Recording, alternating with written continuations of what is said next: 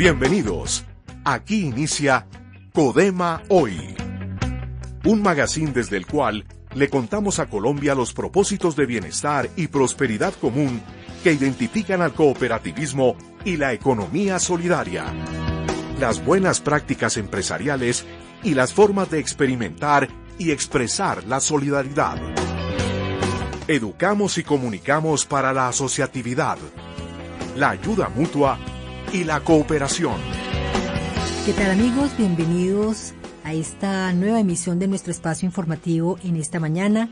Gracias por estar conectados con nosotros a través de nuestras redes sociales y alrededor de este tema que vamos a dar continuidad en el día de hoy en relación con el Catatumbo, y vamos a estar acompañados por un promotor de paz que conoce muy bien la situación. Profesora Merma, muy buenos días. Buenos días. Hemos querido continuar con este tema tan importante como es la situación del Catatumbo, porque parte de nuestro proyecto es sensibilizarnos ante estas situaciones que pasan en este país.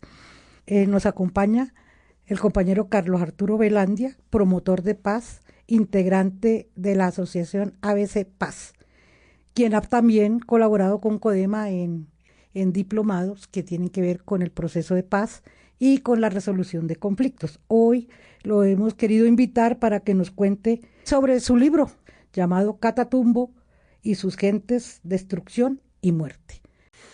Bueno, primero que todo un saludo muy fraternal a todos los maestros y maestras codemados, codemadas que escuchan este programa, a sus familias también en este domingo, esta mañana de domingo. Una alegría tener otra vez al profesor Carlos con nosotros. Profesor Carlos, este conflicto, esta situación del Catatumbo, los orígenes, las causas, ¿de dónde parte para usted hablar en este momento del Catatumbo? Hablar del Catatumbo es hablar un poco de la historia de nuestra América también. Es una secuencia de violencia traslapada sobre otra y otra y otra y otra, y con ello va el expolio de los recursos. El Catatumbo es una región muy rica, es una despensa agrícola impresionante, la cantidad de comida que se puede producir y que se ha producido desde allí esta región, no la conoce el país. Proveedora de carbón, proveedora de petróleo, proveedora de coca, ¿sí? Por la frontera se ha convertido en un paso para el desarrollo de economías ilegales y para el tráfico y contrabando de todas las mercaderías que usted se pueda imaginar: armas, estupefacientes, electrodomésticos, combustibles, fauna y flora, motores. Todo lo que te puedas imaginar a través de esa frontera, por ahí pasa. Incluso trata de personas. ¿Sí? Tráfico de personas se dan allí por las trochas entre Colombia y Venezuela. De modo pues que es una región muy rica, muy apetecida por todos los guerreros de todas las épocas, muy expoliada y explotada de sus recursos, y los que siempre han sufrido son los más desvalidos, no porque hayan nacido así, sino porque hay fuerzas que los oprimen y los llevan a esa condición, que es el campesino y es el indígena. En los últimos 50 años, un poco más, un poco menos, unos 40 años, las guerrillas revolucionarias de FARC y ELN se establecieron en el Catatumbo. Y no fue gratuito que llegaran, no fue por azar que llegaran allí. Llegaron porque estaban en la búsqueda de lograr un puente con otro país, poder establecer unos corredores internacionales para el acopio de mercaderías de guerra, habituallamiento, para refugio. Por muchas razones es supremamente útil una frontera. De modo pues que llegaron allí, ¿sí? Y llegaron, obviamente, inicialmente llegan con un discurso, un relato, y en aquellas épocas FARC y ELN tenían un relato revolucionario. Y este relato revolucionario calaba muy bien en las poblaciones, ¿sí?, que han sido olvidadas por el Estado, que han sido desatendidas y descuidadas por el Estado. De tal manera, pues, que esa es una descripción a grosso modo. ¿Sí?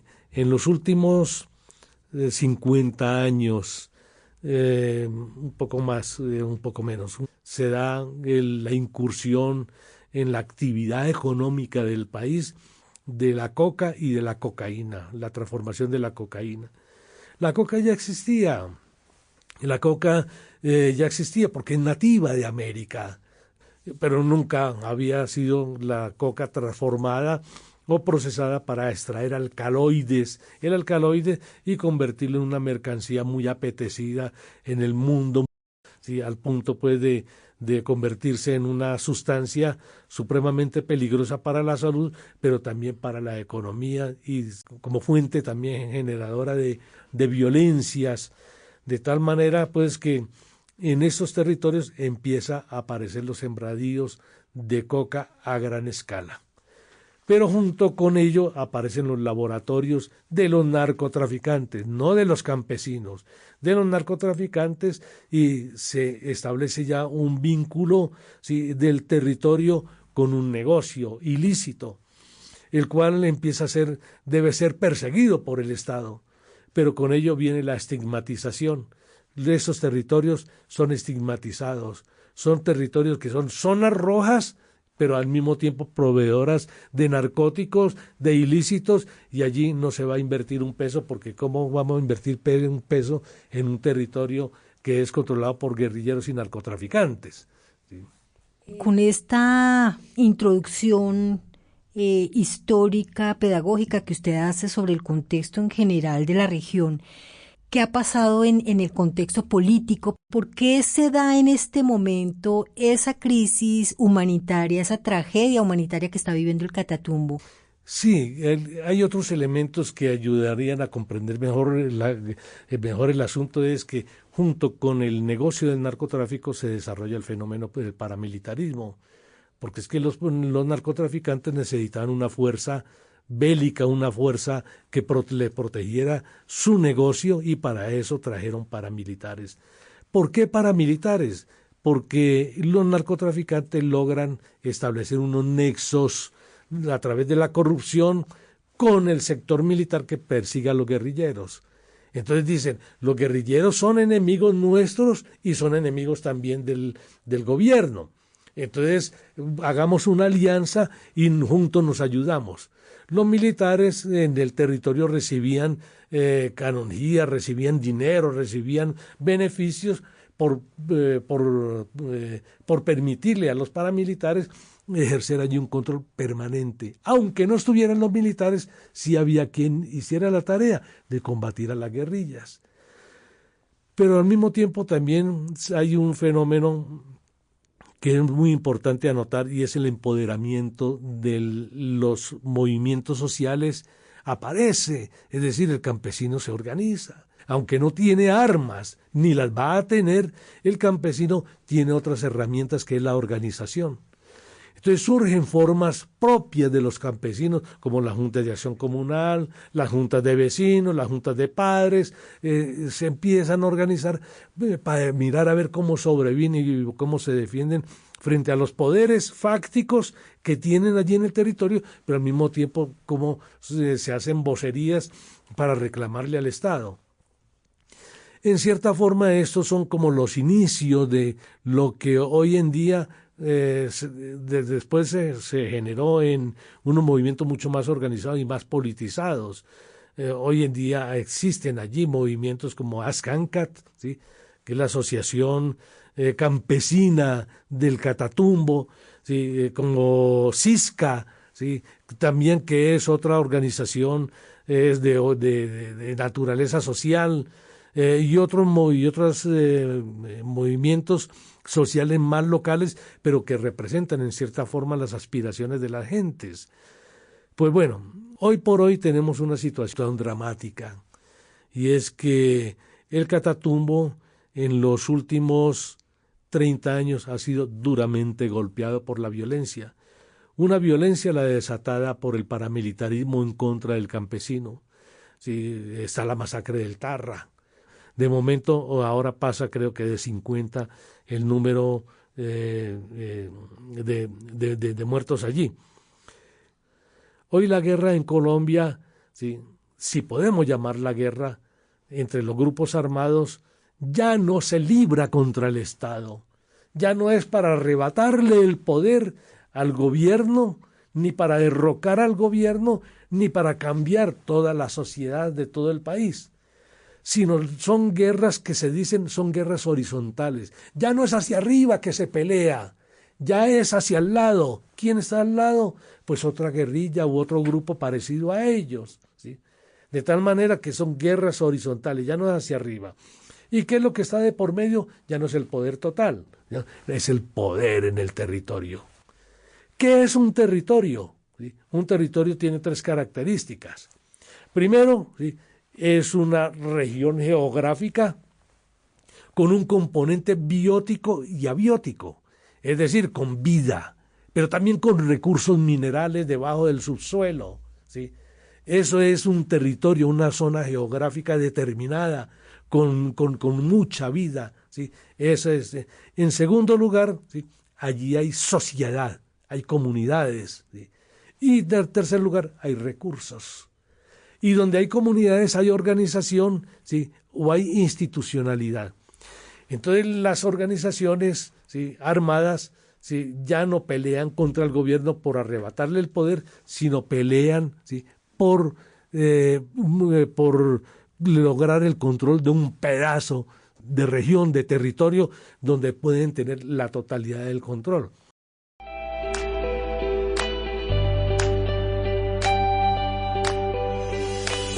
Están escuchando Codema Hoy. Gracias por su sintonía. El Departamento de Crédito de la Cooperativa informa a nuestros asociados y asociadas las fechas límites para solicitar créditos en este mes de febrero.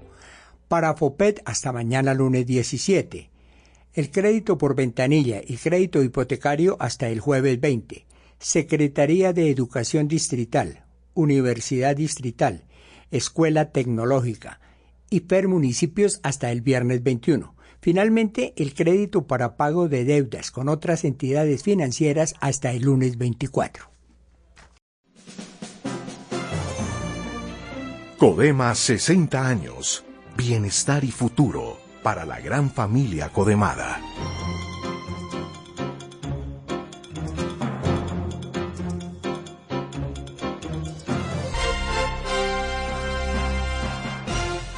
Continuamos en esta charla con nuestro invitado de hoy, Carlos Arturo Velandia, un promotor de paz y miembro de la asociación ABC Paz, hablando sobre el Catatumbo, y nos está haciendo un repaso histórico que es importante tener siempre presente al momento de hacer estos análisis. Las fuentes que nos han informado de lo que está pasando allí, campesinos que viven en esos territorios, dan cuenta de que esa guerra horizontal ya no se da entre el ELN y las disidencias de las FARC. Están yendo casa por casa de campesinos para sacar a los líderes sociales y matarlos. Un número trágico de personas que han perdido la vida en esa práctica del ELN. Sí, tienes totalmente la razón. Es que este tipo de guerras, este tipo de violencia horizontal, los muertos no son entre ellos. La enemistad, el odio es entre ellos, pero quien pone la muerte es la base social. Entonces, la manera de derrotar el uno al otro, o que creen que pueden derrotar el uno al otro, es matándole lo que consideran su base social. Entonces, los unos matan la base social del otro, ¿sí? De esa forma lo debilitan, porque lo dejan sin una parte del territorio que es la sociedad o la comunidad. Por eso es que se está produciendo el asesinato de personas inermes, ¿sí?, en estado de indefensión, que no son componente armado, ¿sí?, de ninguna manera, que puede ser que tengan una afinidad política e ideológica, pero eso no es crimen, eso no es delito, ni es razón para quitarle la vida, ¿sí? Pero eso está ocurriendo. Hoy por hoy lo que ocurre en el Catatumbo es una operación expedicionaria del ELN, ¿sí?, con un componente externo. Han traído guerrilleros de otras estructuras para reforzar, ¿sí? Para poder desarrollar una operación a gran escala se necesitaban refuerzos.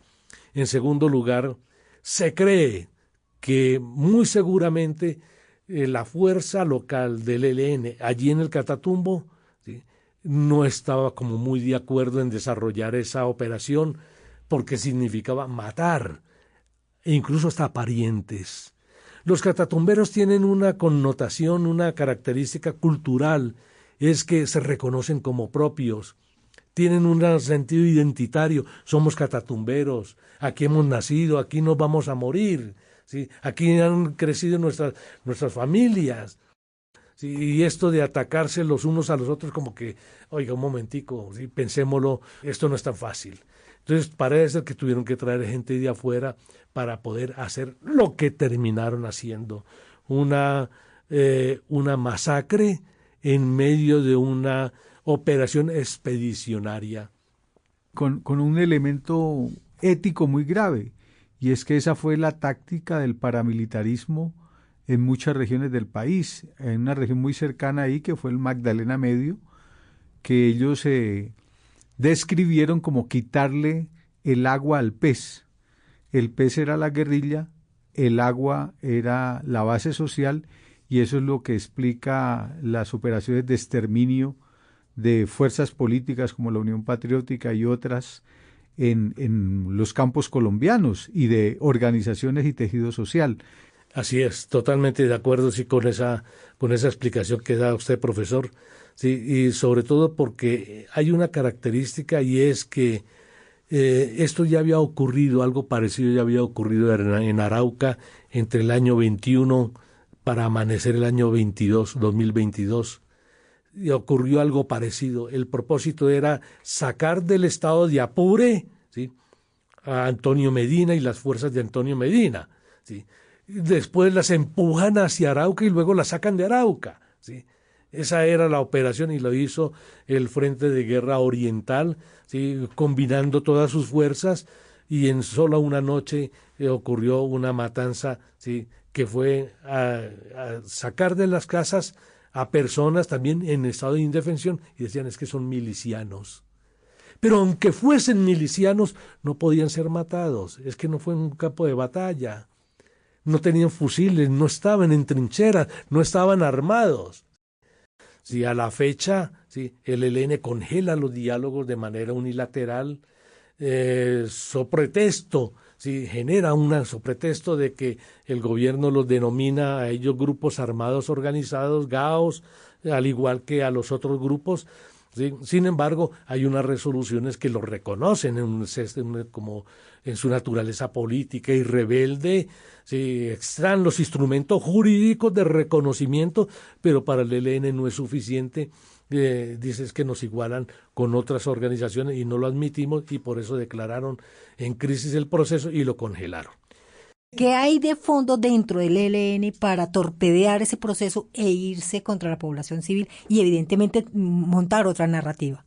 Este plan que desarrollan, esta expedición, venía de tiempo atrás. Esto no surgió de un día para otro como lo han querido parecer ver.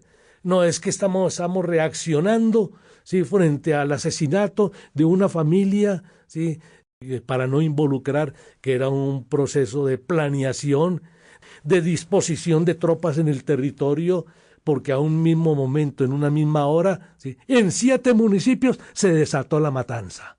¿Sí? Es decir, una acción concertada, una acción planeada, sí, y ejecutada con sincronía. Esto no era una reacción por la muerte de alguien, ¿sí? No, esta era una planeación, sí, ya realizada desde tiempo atrás. Muy triste esto que nos está contando Carlos, porque la verdad se perdió el faro ideológico del ELN. Están actuando como los paramilitares.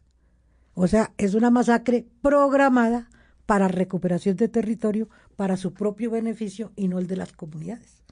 Con un agravante, ellos creen que es legítimo hacer este tipo de cosas. Incluso dicen, esto lo hicimos respaldados en nuestro código de guerra. Todo lo contrario, el Código de Guerra establece que atentar contra el pueblo, atacar al pueblo, ¿sí?, es un crimen, ¿sí? Desde el derecho internacional son crímenes de lesa humanidad, pero desde el Código de Guerra del ELN está tipificado como delitos y crímenes, y ellos violan su propia normatividad, ¿sí?, en su Código de Guerra. Señor Velandia, su trabajo de los últimos tiempos ha sido como promotor de paz. ¿Cómo trabaja un promotor de paz en escenarios tan complicados como el que estamos viviendo en el Catatumbo? Quizás tengo más sabiduría que conocimientos. Conocimientos tienen los jóvenes, ¿sí?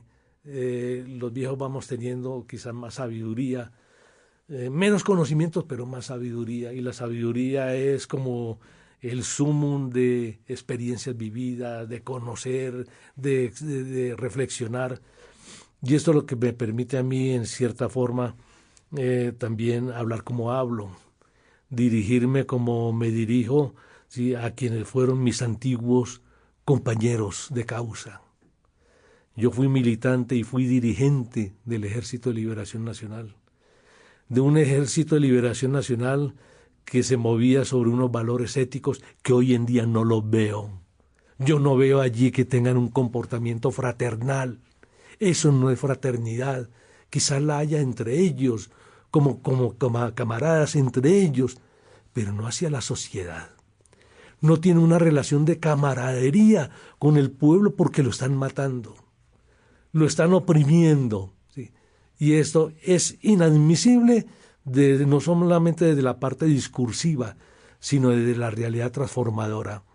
Una guerrilla revolucionaria tiene que cuidarse de que sus actos realmente lo representen y vayan unidos con la palabra. Eso se llama consecuencia, eso se llama coherencia, y no la veo allí. ¿Qué nos toca como sociedad hacer? ¿Cómo podemos nosotros aportar, aparte de socializar estas visiones de lo que realmente está pasando y no dejarlo como un titular que los medios quieren vender? En su orden yo diría, primero que todo, entérese de qué es lo que está pasando, ¿sí? Y busque información distinta, proveniente de todas las fuentes que pueda. Segundo, ¿sí?, tiene que rodear con amor, con cariño, con solidaridad a las gentes, y sobre todo a la gente que sufre. De modo pues que esto lo vamos a ver. Hay que rodear, ¿sí?, a las familias. El Estado tiene que hacer todo lo que sea para rodearlos, para acompañarlos, para protegerlos, sobre todo a los niños, a las mujeres, a los ancianos, bueno, a todos sin distingo, pero con mayor dedicación a la niñez, ¿sí?, que es el más vulnerable. Restituirle los derechos a la mayor brevedad posible lo tiene que hacer el Estado. Esto no es un asunto de la sociedad. La sociedad ayuda, ¿sí?, la sociedad acompaña, la sociedad abraza, pero quien tiene la obligación es el Estado. Y el Estado son los entes gubernamentales que tienen que ponerse al frente de esto. En tercer lugar, ¿sí?, las organizaciones sociales constituidas deben brindarle todo el apoyo al movimiento social organizado del Catatumbo. Eso lo hace Codema, pero lo tiene que hacer FECODE, lo tiene que hacer la USO, lo tiene que hacer el movimiento social organizado del país. No, invitar a todos los asociados y asociadas a Codema, los maestros y maestras que nos escuchan, a que lean el libro El Catatumbo y sus gentes, destrucción y muerte. Carlos, díganos cuál es el link para poder bajar el libro y que los maestros lo lean. Es muy sencillo, www.abcpaz.com. Allí entran, van a publicaciones y allí encontrarán todos los libros de mi autoría, y el último es este que se refiere al Catatumbo. Y tendremos una tercera entrega de este especial sobre el Catatumbo, invitando a estos micrófonos a un representante a la Cámara que estará socializando su visión sobre lo que está sucediendo, lo que está haciendo el Congreso de la República, lo que está haciendo el Gobierno Nacional con la declaratoria de la conmoción interior para el Catatumbo. Una interesante intervención que los invitamos a acompañar desde esta mesa de trabajo liderada por la profesora Melba Rincón Suárez, con la coordinación de Alberto Villalba, la asistencia técnica de Dairo Espinosa y Gloria Angélica Orjuela, y en la conducción y producción periodística de Esperanza Puente Santana. Un abrazo fraterno y solidario para todos. Les esperamos el próximo domingo de 9:30 a 10 de la mañana con la actualidad cooperativa institucional y sectorial en Codema Hoy. Hasta pronto.